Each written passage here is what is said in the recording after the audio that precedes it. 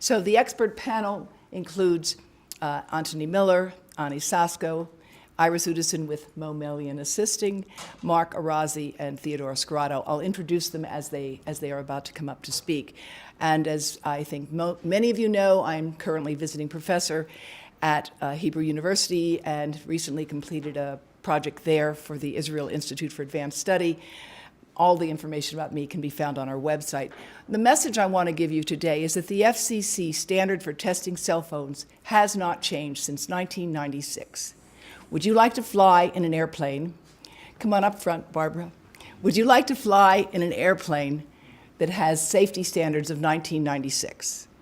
I don't think so. But yet, that's what we are doing for our phones and all our other wireless devices. Now, if you look here, you will see some modeling that we've done with our colleagues in Brazil. And you can see here that the yellow and the red are the highest levels. And a child, if you can look here, gets all the way through their eye and into the other eye. This is the 6-year-old. Now, we've actually been doing some work that hasn't been released yet, looking at the brain of a 3-year-old and a 1-year-old. And as you might imagine, with a thinner skull, the radiation from the microwave device goes right through. What we know is that the US government recently completed the largest study ever done with the National Toxicology Program, looking under controlled circumstances for levels of radiation that you might experience in your lifetime with rats. Now, the rat study is the protocol that is accepted for developing drugs as well as for testing toxic chemicals. The US government spent $25 million on this study, the largest study ever conducted. And they created a Faraday cage, so the control animals as well as the exposed animals were all not exposed to any extraneous cell phone radiation. And what they found was an increase in very rare tumors of the brain. Now, as I was driving in, NPR was just reporting on this evening's event, and some of you may have heard it, and they incorrectly said that there were slightly more cancers in the exposed group. Not true. There were no brain cancers in the unexposed group, and there were significantly more very rare, very malignant tumors in the exposed group. So the unexposed group had 0 brain tumors, and the exposed group had a significant number, and these tumors are indeed very rare. They're not supposed to occur in rats. In addition, there was also very rare tumors increased of the heart and the nervous system in these animals.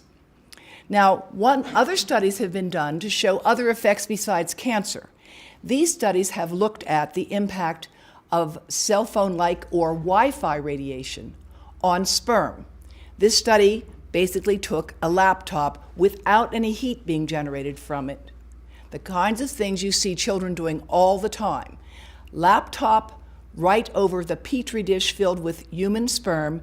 Those sperm died much quicker, and they developed DNA damage on their mitochondria, which is the engine that allows them to move. This is a study done with some of my colleagues in Turkey, where they exposed young adult animals to cell phone radiation. And on the left, you can see the healthy cells, the control cells of the testis. And on the right, you can see that the borders and boundaries of those cells are quite obscured and damaged. A similar study was done in pregnancy with animals. This actually comes from a study that I recently published with my colleagues in Turkey. And on the left, again, you see the control cells, which look smooth and orderly and under control. And on the right, you can see not only are there fewer cells, but they are more disintegrating. So this is proportionally the same type of testicular cell. I'm sorry. Yes, these were, in fact, from the brain with exposures. Sometimes it's hard to get the testis in the brain straight, especially for men, but I'm sorry I made that. Anyhow, I couldn't resist. Now, what we know right now, as I showed you with that device that's passing around the room, is that technology is wonderful. it's amazing what we can do. We can put a speaker in the vagina to play music to the unborn child, and no, I'm not making that up. That and other things can be found on our website under our category of foolish applications. All right, so this is just 15 seconds. I think it speaks for itself.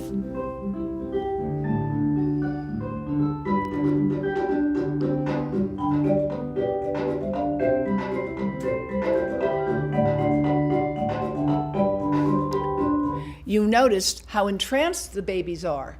That's because this radiation stimulates dopamine, just like drugs, sex, and rock and roll.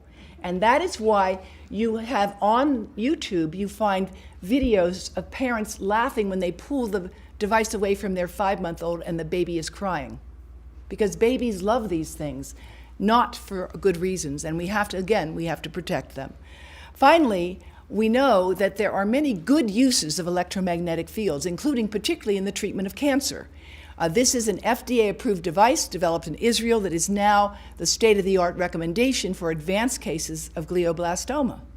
So we are using electricity in medicine as an indication of its biological effects. So to presume that we have no effects except beneficial ones is ludicrous from what we know about medicine.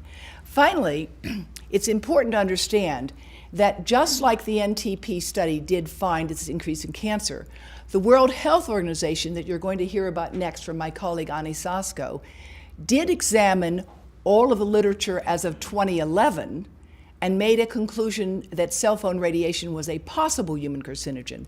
They did it because they looked at animal studies and human studies, and because it's unethical to expose humans to a known hazardous agent. And as they say in their preface, about 1/3 of all human carcinogens were first identified in well-conducted animal studies.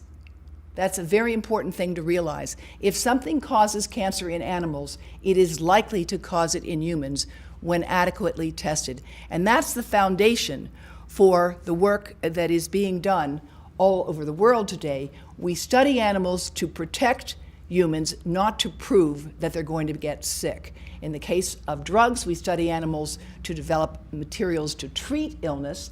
And in the case of cell phone radiation, we study animals to prevent harm, not to wait to prove it by looking for human studies. And now I'm pleased to introduce my colleague, Dr. Ani Sasko, who was with the World Health Organization for more than 20 years as Chief of Cancer Prevention, has been with the French NIH for many years, and is now with us as an expert advisor to the Science Advisory Board of Environmental Health Trusts. Jen, you can come right up. There are 2 seats over here. Thank you.